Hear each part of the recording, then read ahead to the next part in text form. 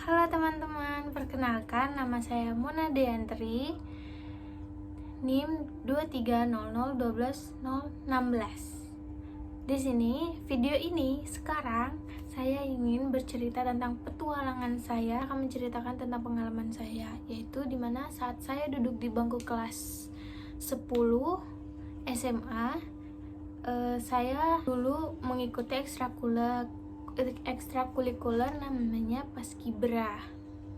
Dulu saya mengikuti ekstrakurikuler Paskibra, dan dimana di tempat saya itu setiap tahunnya akan ada seleksi untuk menjadi seorang Paskibraka. Dimana di saat itu saya sangat ambisius sekali ingin menjadi seorang Paskibraka. Di dalam proses itu saya melatih fisik saya berolahraga, saya mengikuti peraturan-peraturan yang akan diseleksikan jika diseleksikan pas kita mengikuti seleksi Paskibra. Saya mengikuti seleksi tahap 1 itu saya lolos, dan selanjutnya saya persiapan untuk mengikuti seleksi tahap 2 Paskibra. Di tahap 2 saya juga alhamdulillah lolos. Dari teman-teman saya sekitaran 15 atau 20 orang, saya lolos ke tahap 3. Di tahap 3 ini hanya diambil 5 orang yang bisa lolos, dan itu termasuk saya.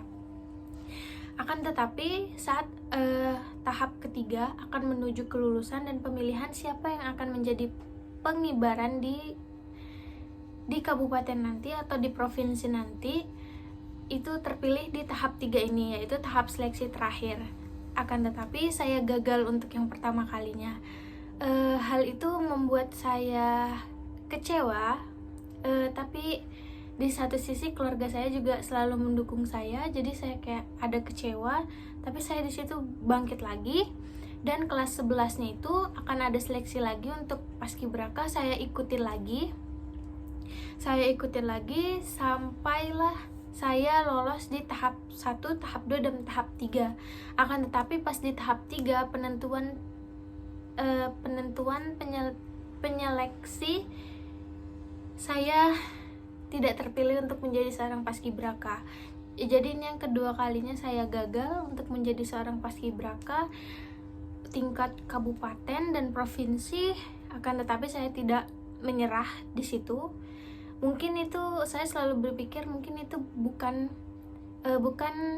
rezeki saya, dan mungkin ada rezeki yang terbaik lagi ke depannya. Penyeleksian SNBP atau SNBT di sekolah saya itu masih termasuk sekolah yang tidak begitu terkenal. Saat angkatan saya itu terjadi kendala tentang akreditasi, jadi untuk para siswa yang mengikuti SNBT itu hanya bisa 5%. Dan di situ kami mengikuti seleksi untuk mengikuti SNBT untuk bisa masuk yang mengikuti SNBT. Akan tetapi karena kuota terbatas dan saya tidak terpilih, dan hanya terpilih 10 orang, saya tidak termasuk dari itu. Jadi saya kayak memutuskan, yaudah saya mau kerja saja selesai SMA ini. Akan tetapi waktu saya sudah memutuskan ingin bekerja itu, saya ada acara bukber, buka bersama teman-teman saya. Di situ kami berkumpul bentuk melingkar, dan kami berbagi kayak cerita, terus berbagi pengalaman, berbagi sudut pandang. Dan di situ saya berpikir kayak teman-teman saya kuliah, masa saya tidak kuliah? Dan saya juga bingung mau kuliah itu ambil jurusan apa, dan saya itu bingung saya juga mau bekerja apa. Jadi saya memutuskan itu untuk kayak aku harus kuliah. Dan saya juga ingin mencari passion saya itu di mana. Nah, waktu saat saya browsing itu internet, saya menemukan Universitas Ahmad Dahlan, dan di sana pun saya mencoba mendaftar, dan saya mengambil jurusan ilmu komunikasi dan akuntansi.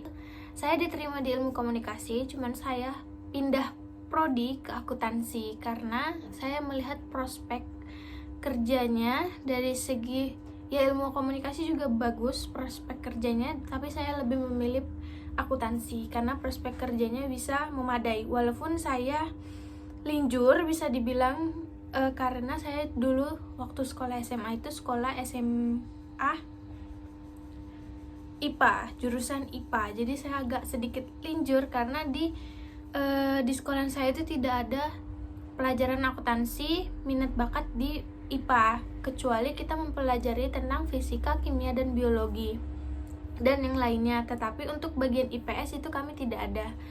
Nah, saya saat ini berpikir bahwa mungkin saya tidak lulus ikut seleksi Paskibra, mungkin saya ini rezeki saya kuliah, saya dibiayai orang tua, dan mungkin kedepannya akan ada jalan yang lebih baik lagi. Jadi kita tidak salah kalau kita mencoba lagi, tapi ya mungkin itu bukan rezeki saya, jadi saya mau mengambil hal yang lain. Mungkin itu bukan passion saya, atau mungkin bukan rezeki deh gitu.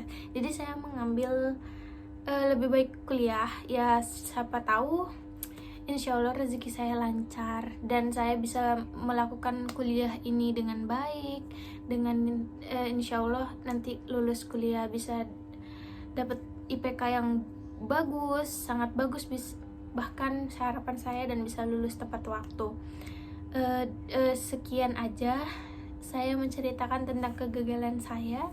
Sebenarnya itu bukan kegagalan sih, menurut saya itu pembelajaran bagi saya, dan itu kayak pengalaman saya. Jadi saya cukup sekian aja cerita dari saya. Saya akhiri. Wassalamualaikum warahmatullahi wabarakatuh. Jangan lupa di like, comment, and subscribe. Bye bye.